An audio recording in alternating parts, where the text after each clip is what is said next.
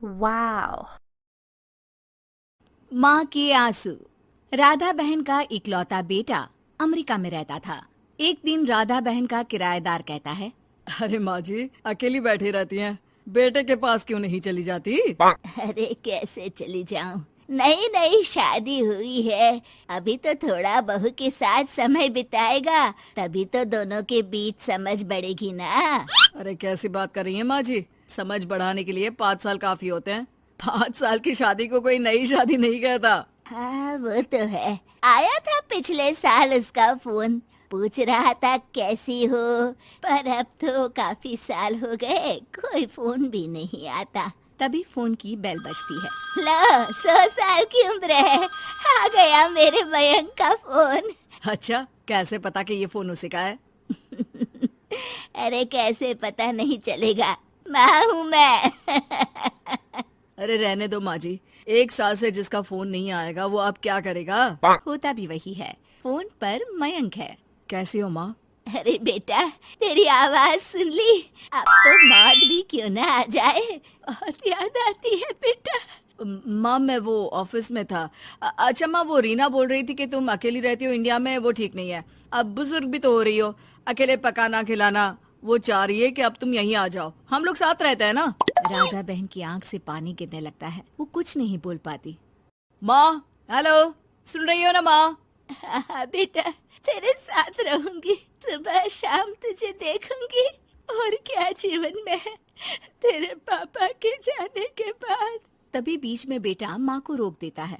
हाँ हाँ ठीक है माँ, तो मैं आता हूँ अगले हफ्ते तुम्हें लेने के लिए। राधा बहन को तो मानो बुढ़ापे में किसी ने पंख दे दिए हो, उड़ी जा रही थी पूरे मोहल्ले में। अरे वो मयंक आ रहा है, अब तो अमेरिका जा रही हूँ मैं, वहीं रहूंगी। अच्छा है मौसी, आपका जीवन देखकर तो मुझे भी रोना आ जाता था। कोई बात नहीं मौसी, देर से ही सही सब अच्छा होने वाला है अब। राधा बहन दौड़ दौड़ कर सामान ला रही थी। अरे इतना सामान तो 2 साल में भी कभी नहीं खरीदा जो 2 दिन में लिए जा रही हो मौसी। अरे बेटा आ रहा है ना अमेरिका से। अच्छा अच्छा, तो पकवान बनाने की तैयारी चल रही है? हाँ बिल्कुल, उसको बेसन के लड्डू बहुत पसंद है। रात भर भूनना तलना ये सब प्रोग्राम चलता रहता है राधा बहन के घर में। और फिर वो दिन भी आ जाता है जब बेटा घर आता है। कौन?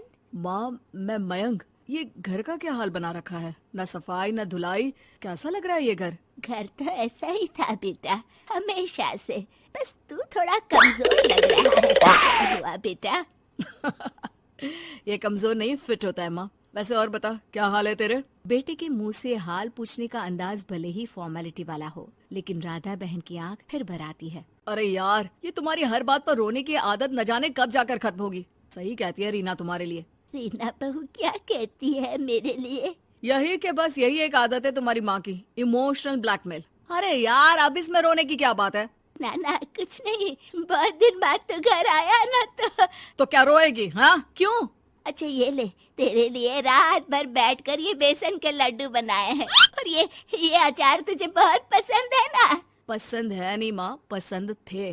अब तो फिटनेस के लिए ये सारी फालतू चीजें मैं खाता भी नहीं हूँ। ये फालतू चीजें खाकर ही तो तू बड़ा हुआ है बेटा। अब रहने दे माँ, क्या क्या खिलाकर बड़ा किया है, मुंह मत खुलवा। कौन देशी घी में शक्कर डालकर पराठे के साथ खाता है? वो तो तुझे पसंद थे ना बेटा, तभी तो बनाती थी, नहीं बनाती थी तो रोता था तू। अरे तो रोने देती ना माँ, अब सारी समस्या उसी खाने से है शरीर में। वो तो भला हो रीना का, जो हेल्दी डाइट देकर सब मेंटेन कर रही है। राधा बहन बेटे की आने की खुशी में इतनी दीवानी थी कि उसे बेटे के बात का अंदाज और लहजा समझ में नहीं आ रहा था। अच्छा अच्छा रुक, पालक वाली दाल बना देती हूँ। रहने दे माँ, मैं होटल से ऑर्डर कर देता हूँ। इतने साल बाद होटल का खाना, माँ के खाने की याद नहीं आती थी।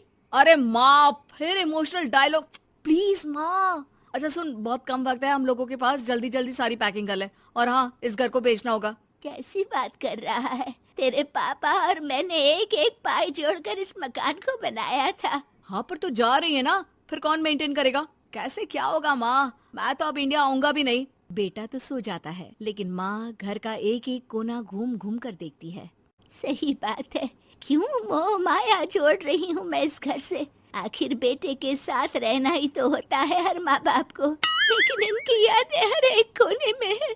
खैर, औने पौने दामों में घर को बेच बेटा और माँ एयरपोर्ट के लिए रवाना हो जाते हैं। माँ यहीं बैठ, मैं अभी आया। नहीं नहीं बेटा, मैं साथ रहूंगी, पहली दफा आ रही हूँ ना। अरे माँ, टिकट, बोर्डिंग, सामान, चेक इन, 10 काम है, करके आ रहा हूँ ना। ठीक है, जल्दी आ जाना, यहाँ घबराहट होती रहेगी। बेटा माँ को समझाकर चला जाता है। माँ बैठी रह जाती है, लेकिन बेटा आता ही नहीं। एयरपोर्ट के लोग बताते हैं कि इस नाम का लड़का तो कब का अमेरिका की फ्लाइट लेकर उड़ चुका है। माँ किसी तरह अपने बीके हुए मकान में ही आ जाती है।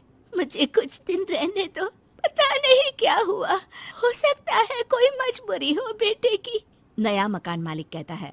अरे माँ जी, कमरा तो मैं आपको दे दूँ, पर भाड़े का क्या?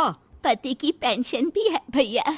ठीक है, आप आराम से रहिए, लेकिन एक बात बताइए, आप किसी रिश्तेदार के घर क्यों नहीं चली जाती? अरे कैसी बात कर रहे हैं आप, मेरा बेटा कभी भी आ सकता है। अगर मैं उसे यहाँ नहीं मिली तो